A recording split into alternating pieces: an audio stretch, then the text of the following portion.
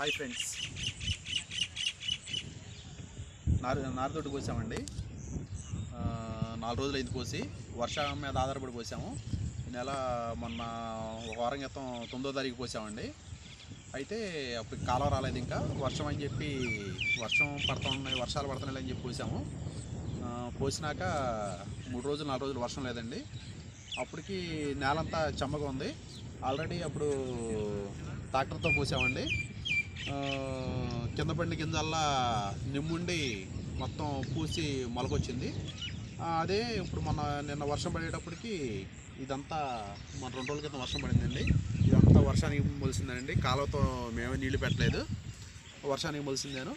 అయితే ఈ వర్షం మూలన ఇది పైన కనపడే ఈ గింజల్లా కూడా ఇదిగోండి, ఈ గింజల్లా కూడా చక్కగా మళ్ళీ మొత్తం పూసింది.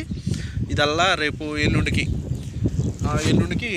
కొద్దిగా ఇదంతా బాగా, అది కూడా వచ్చేసి బాగా నారుదొడ్డి మొత్తం పచ్చగా కనిపిస్తుంది. అయితే ఇది వారం రోజులు నారుదొడ్డి అండి.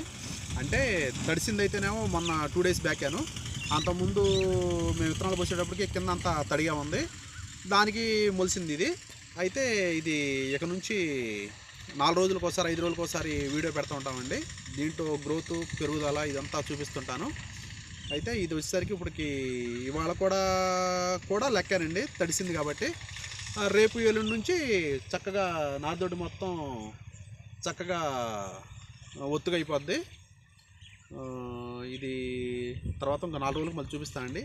ఈ వీడియో కానీ నచ్చితే లైక్ చేయండి, షేర్ చేయండి, సబ్స్క్రైబ్ చేయండి.